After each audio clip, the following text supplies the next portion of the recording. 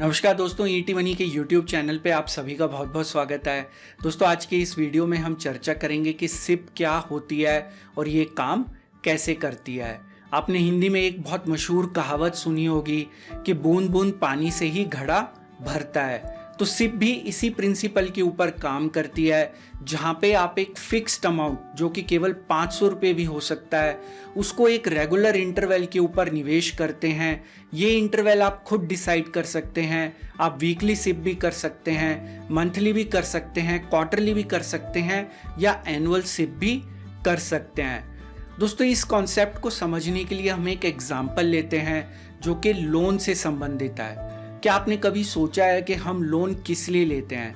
जब हमें घर लेना होता है या गाड़ी लेनी होती है तो वहाँ पे हम लोन की सहायता लेते हैं। उसके पीछे कारण ये है कि हम एक बहुत बड़ा अमाउंट सेव नहीं कर पाते, लेकिन लोन लेने के बाद जो हमारी ईएमआई फिक्स्ड होती है या जो भी किस्त हमें देनी पड़ती है वो हम बहुत आसानी से पे कर पाते हैं, क्योंकि वो जो अमाउंट होता है दोस्तों वो काफी कम अमाउंट होता है, लेकिन वहां पे हमें लोन के ऊपर इंटरेस्ट भी देना पड़ता है। तो यहाँ पे आप सिप और लोन के अंदर अंतर देखिए।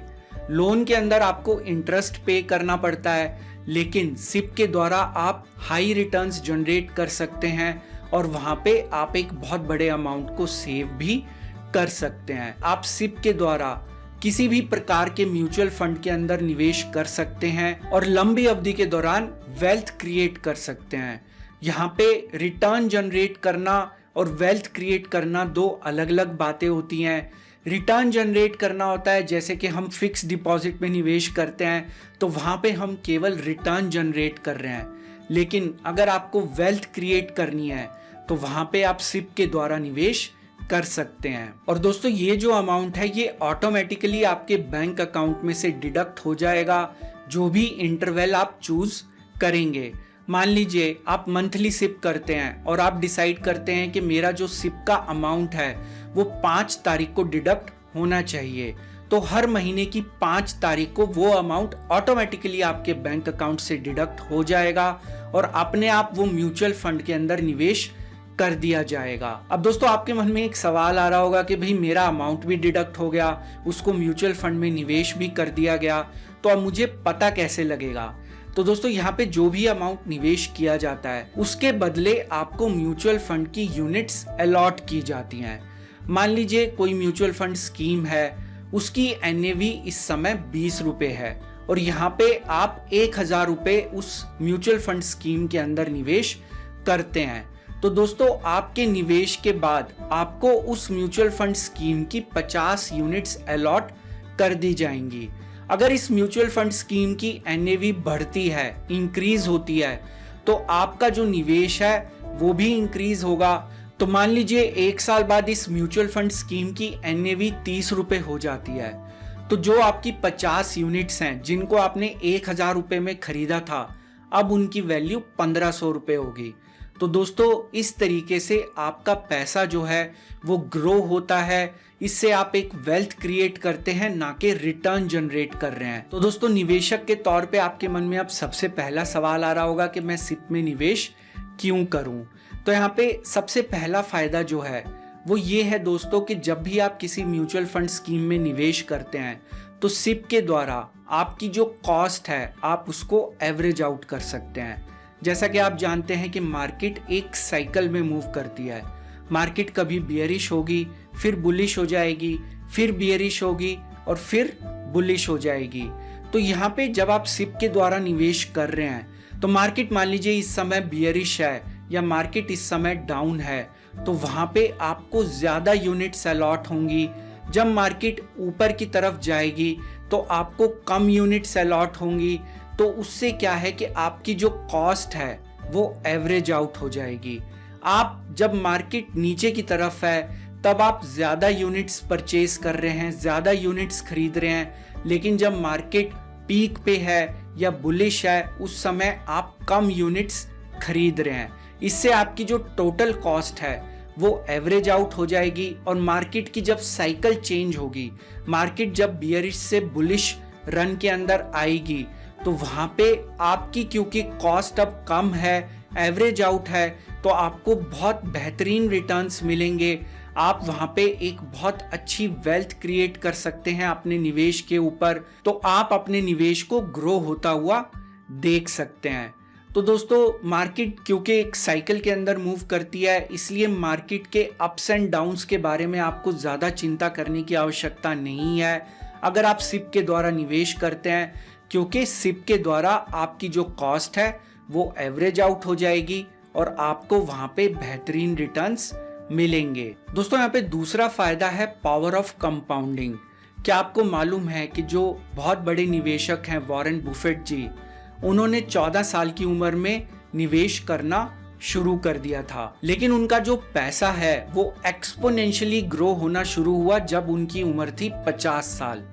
पावर ऑफ कंपाउंडिंग को इस दुनिया का 8वां वंडर भी कहा जाता है। तो अब आपके मन में सवाल आ रहा होगा कि भाई ये पावर ऑफ कंपाउंडिंग होती क्या है। तो दोस्तों पावर ऑफ कंपाउंडिंग के अंदर जो आप रिटर्न्स जनरेट कर रहे हैं, जो आप वेल्थ क्रिएट कर रहे हैं, वो ना केवल अपने निवेश के ऊपर कर रहे हैं, पर उस निवेश के ऊपर आपको जो फायदा हो रहा है, जो गेन हो रहा है, आप उसके ऊपर भी रिटर्न जनरेट कर रहे हैं। मान लीजिए आपने 1 साल के अंदर सिप के द्वारा 1 लाख रुपए निवेश किए किसी म्यूचुअल फंड स्कीम में, और उसका जो 1 साल का रिटर्न था वो 15% था। तो अब आपका 1 लाख रुपए जो है वो 1,15,000 रुपए हो गया है। अब पावर ऑफ कंपाउंडिंग के अंदर क्या है कि जो दूसरे साल आपको रिटर्न मिलेगा या दूसरे साल के लिए जो आपका निवेश है वो 1,15,000 रुपए है, ना कि 1 लाख रुपए। तो यहाँ पे आपका जो ओरिजिनल निवेश है वो 1 लाख रुपए है, आप उसके ऊपर भी गेन कर रहे हैं, और जो उस निवेश के ऊपर आपको फायदा हुआ उसके ऊपर भी आप गेन कर रहे हैं, उसके ऊपर भी आप रिटर्न जनरेट कर रहे हैं। इससे आपका पैसा जो है वो पावर ऑफ कंपाउंडिंग का इस्तेमाल करके काफी तेजी से ग्रो करेगा। दोस्तों सिप में निवेश करने का तीसरा सबसे बड़ा फायदा है कि यहाँ पे आप एक डिसिप्लिन के अंदर निवेश करते हैं। यहाँ पे बहुत बड़े जो निवेशक हैं या एस इन्वेस्टर्स हैं, उनका हमेशा ये मानना है कि पहले आप निवेश करें, पहले आप सेव करें, उसके बाद स्पेंड करें। यहाँ पे होता क्या है कि मान लीजिए आप महीने में एक एक्स अमाउंट अर्न करते हैं, तो वहाँ पे आपके काफ़ी सारे खर्चे भी होते हैं, और अगर आप अपने खर्चों पे कंट्रोल नहीं कर पाते तो हो सकता है कि महीने के अंत में आपके पास कुछ भी ना बचे निवेश करने के लिए। लेकिन अगर आप सिप के द्वारा निवेश करते हैं तो आप डिसिप्लिन्ड हो जाएंगे, आपको पता है कि आपके खर्चे कितने हैं, आप एक बजट के अंदर अपने खर्चे करेंगे। तो पहले वहाँ पे आप सेव करेंगे, उसके बाद आप स्पेंड करेंगे। अगर आप इस तरीके से निवेश करते हैं, पहले सेव करते हैं फिर स्पेंड करते हैं, तो वहाँ पे आपको कभी भी कोई फाइनेंशियल दिक्कत नहीं आएगी, क्योंकि आप एक डिसिप्लिन्ड मैनर के अंदर एक रेगुलर बेसिस के ऊपर आप निवेश कर रहे हैं, जो पैसा आपके फाइनेंशियल ऑब्जेक्टिव्स या फाइनेंशियल गोल्स को अचीव करने में मदद करेगा। अब दोस्तों आपके मन में सवाल आ रहा होगा कि भाई हमें अब तो सिप के बारे में पूरी जानकारी मिल गई, सिप क्या होती है, काम कैसे करती है, लेकिन हम सिप के द्वारा निवेश कैसे करें। तो दोस्तों यहाँ पे आप सिप के द्वारा बहुत आसानी से, बहुत कन्वीनियंटली और बिना किसी पेपर वर्क के ईटी मनी की ऐप के द्वारा निवेश कर सकते हैं। आपको यकीन नहीं होगा, लेकिन केवल 5 मिनट के अंदर ईटी मनी ऐप के द्वारा आप अपनी सिप को स्टार्ट कर सकते हैं। तो वहां पे आपको एक ऑप्शन दिखेगा डायरेक्ट म्यूचुअल फंड्स का, उनके होम पेज के ऊपर। जब आप उसको क्लिक करेंगे तो वहां पे आपको एक और ऑप्शन दिखाई देगा, स्टार्ट अ सिप। अब आप सोच रहे होंगे कि भाई म्यूचुअल फंड की स्कीम का सिलेक्शन तो बहुत कंफ्यूजिंग कार्य होता है, बहुत मुश्किल होता है, हम फंड किस तरीके से सेलेक्ट करें। तो यहाँ पे ईटी मनी की मोबाइल ऐप के ऊपर ये काम बिल्कुल आसान है। आपको केवल 2 सिंपल से सवालों का जवाब देना है, और ईटी मनी की मोबाइल ऐप आपके लिए जो फंड सूटेबल हैं, जो बेस्ट फंड्स हैं आपके लिए, उनका चयन करके आपको बता देगी। तो यहाँ पे जो 2 सवाल पूछे जाते हैं, पहला सवाल है कि आप कितनी लंबी अवधि के लिए निवेश करना चाहते हैं। तो यहाँ पे आपके पास ऑप्शंस होते हैं कि शॉर्ट टर्म के लिए आप निवेश करना चाहते हैं, मतलब 2 साल तक आप निवेश करना चाहते हैं। मीडियम टर्म के लिए आप निवेश करना चाहते हैं, 2 से 5 साल के लिए आप निवेश करना चाहते हैं, या आप एक लंबी अवधि के लिए निवेश करना चाहते हैं। तो 5 साल से ज़्यादा जो है वो एक लंबी अवधि का निवेश माना जाता है।